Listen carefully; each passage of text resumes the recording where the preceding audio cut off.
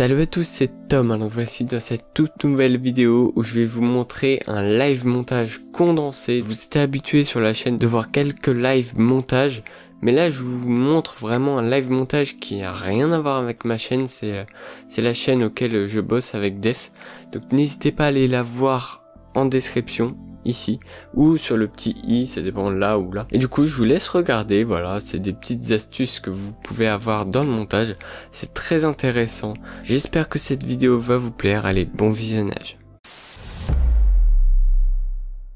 Alors je commence par ouvrir le logiciel Premiere Pro. Ensuite il y a le dossier matos où se situent les dossiers images et sons. Alors je commence par importer les images et ensuite les sons. Pendant ce temps, il y a uniformation des médias, c'est-à-dire que les fichiers se créent dans Premiere. Vous pouvez voir dans le dossier images qu'il y a deux types de médias, les fichiers téléphone en 1080p et les fichiers de la caméra en 2K.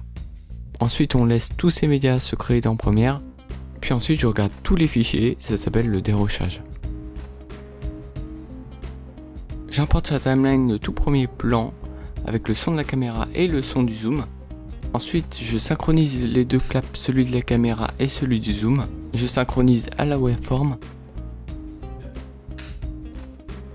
Puis je désactive la piste audio de la caméra pour ne laisser que le zoom. J'augmente le gain du micro pour qu'il ait -6 en dB sur le volumètre à droite. Bonjour à tous. Et ensuite, j'applique un compresseur à un limiteur pour qu'il ne dépasse pas cette valeur.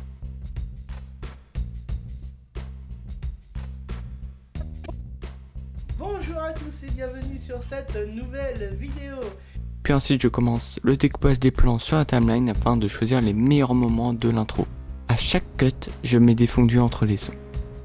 Puis ensuite je glisse la séquence du jingle dans ma séquence de la vidéo. Puis ensuite j'importe la partie principale de la vidéo, puis je fais comme dans l'intro, je découpe plan par plan directement sur la timeline.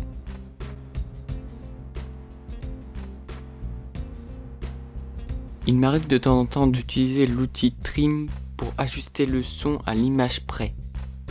C'est vraiment une caméra en dessous de la gamme proposée.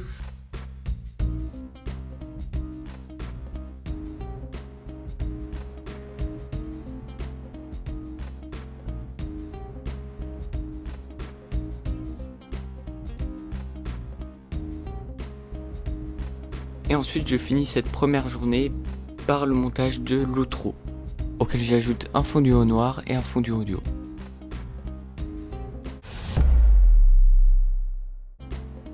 Lors de ce deuxième jour, je commence tout d'abord à renommer toutes mes pistes audio, puis ensuite je sélectionne la musique et je la place dans la piste dédiée. Je déroge tous les clips d'illustration filmés par le téléphone.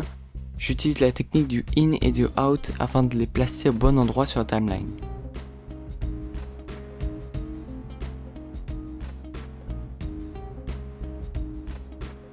Pour certaines vidéos, ici pour la vidéo en mode infrarouge, il est possible que j'applique des filtres de couleur. Ici c'est un filtre nocturne vert du plus bel effet.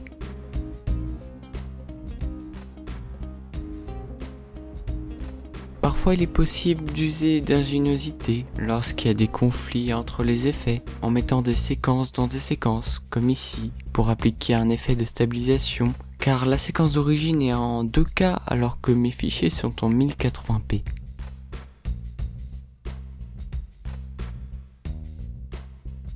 Mais il est aussi possible que sur une image, il y ait une couleur qu'on ne puisse pas enlever, comme le blanc. Ici sur l'enregistreur, il y a le gris et le blanc qui sont trop proches. Donc je suis obligé d'utiliser l'outil plume afin de détourer l'objet.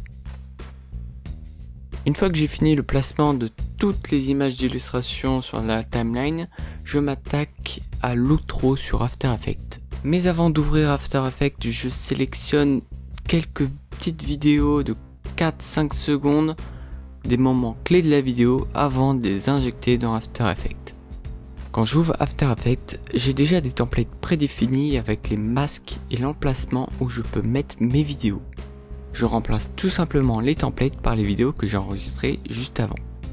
Ensuite, je fais rendre vers Media Encoder et je l'exporte dans le dossier prévu à cet effet. Ensuite, quand j'ouvre Premiere, je vais tout simplement dans la séquence où il y a l'intro et je fais remplacer le média par la nouvelle intro.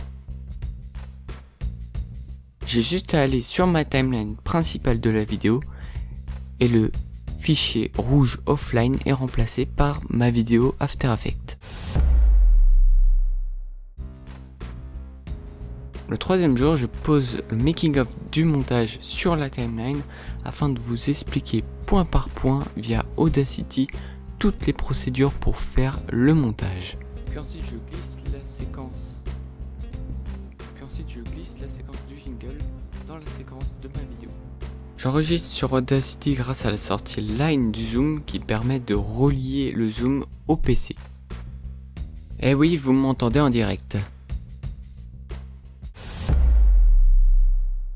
Une fois que tous les plans sont montés sur la timeline, je commence l'étalonnage. Alors pour ce cas, je vais utiliser un calque d'effet qui applique tout un effet d'étalonnage sur tous les plans. Pour qu'un étalonnage soit correct, il faut que les noirs soient pas trop sous-exposés et les blancs trop exposés. Pour cela, on utilise les outils de colorimétrie à gauche. Une fois l'étalonnage terminé, je peux commencer le côté créatif, c'est-à-dire rajouter quelques effets pour la vidéo. Ici, on a un peu plus de saturation.